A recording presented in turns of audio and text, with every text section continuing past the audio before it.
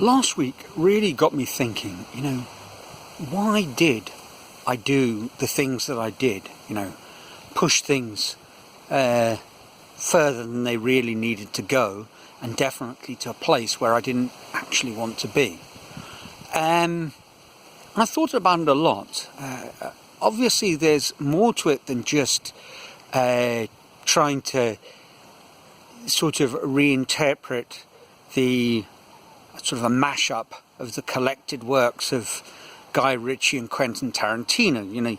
I didn't really think I was going to be one of the characters in Lock, Stock and Two Smoking Barrels. But maybe thinking about movies did lead me on to the first important point that I wanted to make. And it's one of those classics, Trainspotting.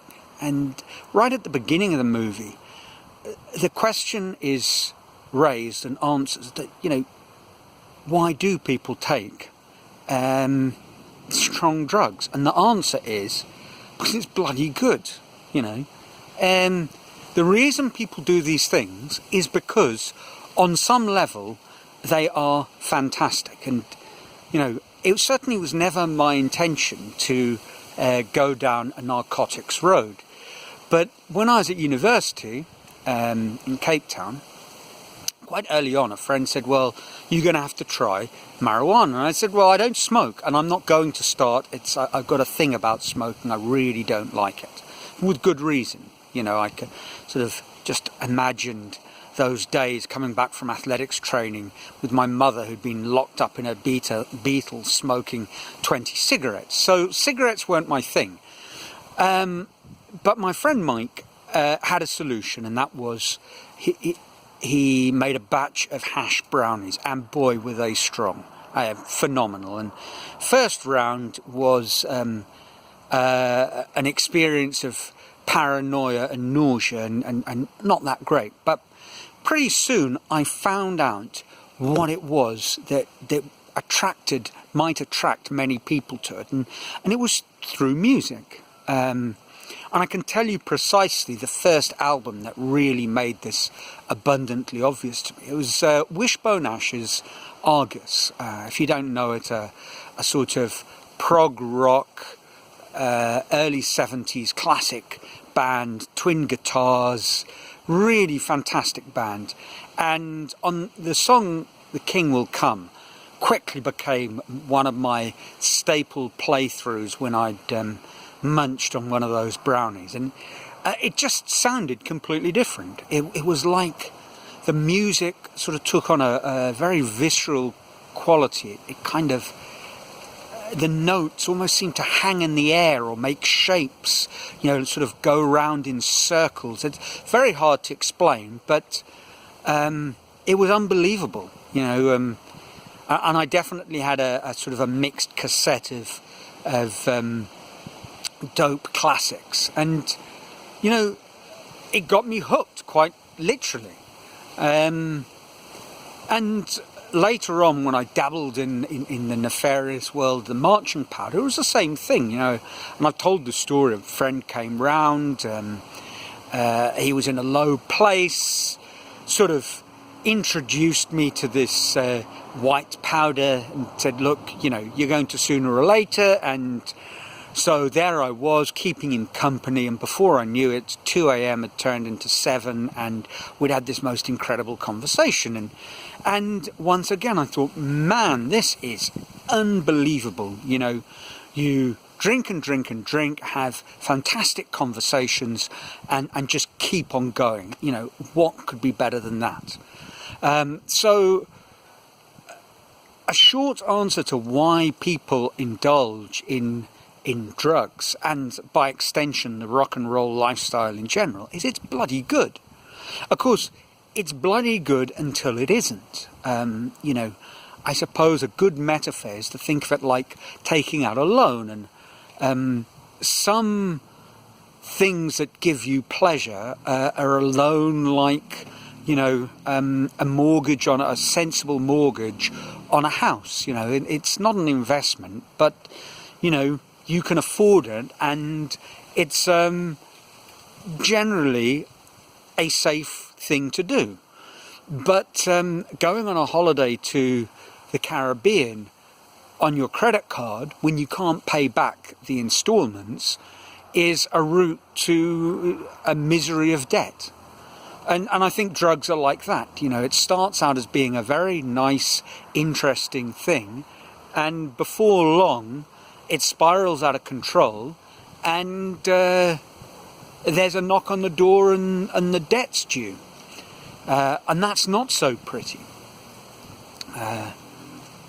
But it was fantastic to begin with, and that's of course why, quite simply, the sort of Nancy Reagans of the world, when they said, just say no, sorry love, that message is going to get you absolutely nowhere.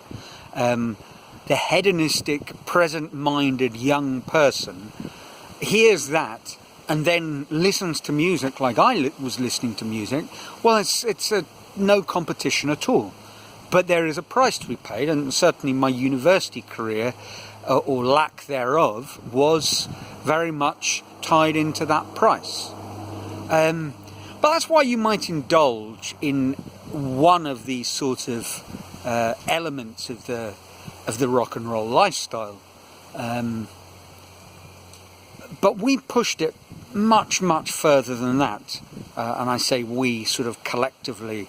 You know, I certainly wasn't the only person who'd gone from dipping their toes in the deep end to diving off the edge of a cliff just to see what would happen.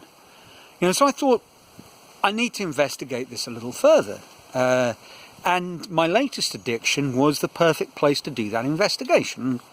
Obviously talking about Netflix and the rabbit hole of my free time.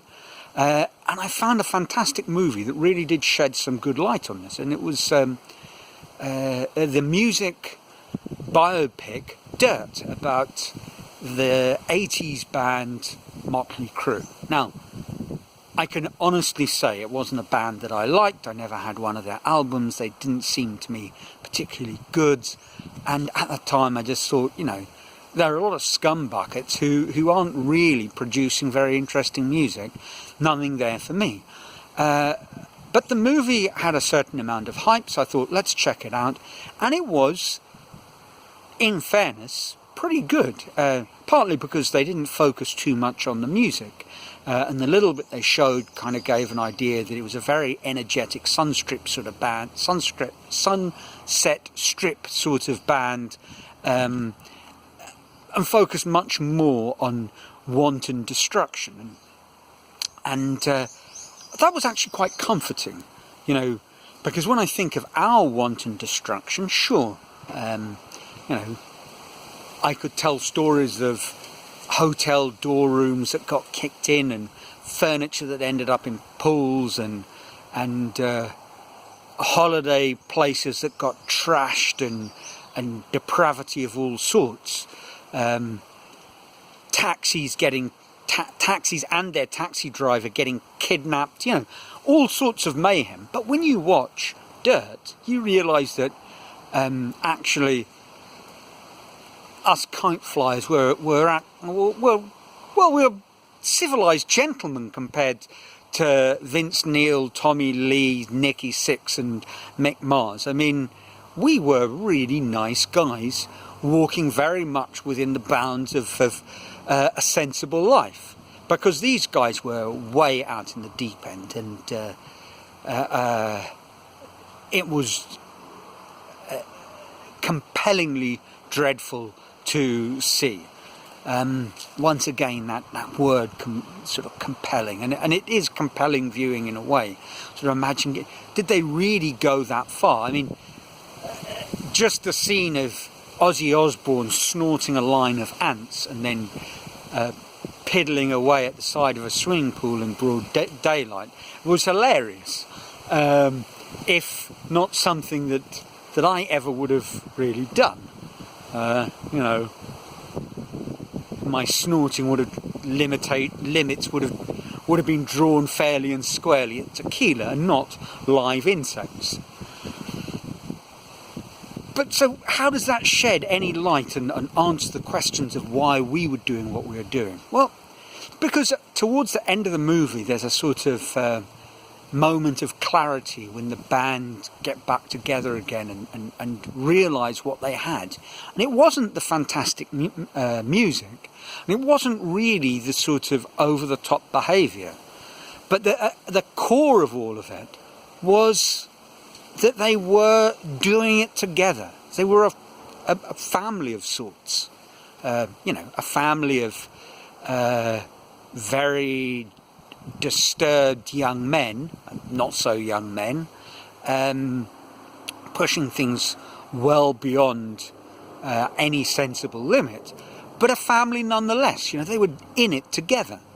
And when I think about our football club, the Kite Flyers, that very much was part of it. We were all in it together, and of course there was the sort of dark side to it all, where things got a little out of hand, and then there was the other side, a very healthy side to it, and it really did revolve around family. Our trips to Serra were family, fantastic family events, and there were all age groups represented, and it was wonderful. So the fact that it was a family and a family in a much more literal sort of way probably was the saving grace that stopped some of us going well beyond the limits that we did pass. So maybe that's it. What we're really looking for in these kind of in this sort of rock and roll excess is we're looking for unbelievable perceptually enhanced experiences held together by a band of brothers. That's sort of outrageous experiences joined by powerful personal emotional bonds, and that's a sort of, I think, a pleasant way of looking at it, a nice answer to the question, and also leads me on to perhaps a direction that I might move into, this idea of looking for extraordinary experiences, because it seems to me now, and I'm not saying this with the sort of 2020 rose-coloured hindsight type of thing, but looking back on the journey that I've taken, it seems to me that what we need to do is find a way to have those extraordinary experiences and form those really powerful bonds in a more constructive, creative activity. And perhaps that's the direction this will all take next week. So, from me in a rainy season northeast of Brazil, I hope you're well, I hope you're safe, I hope your mind's in a good place, and until next week, ciao.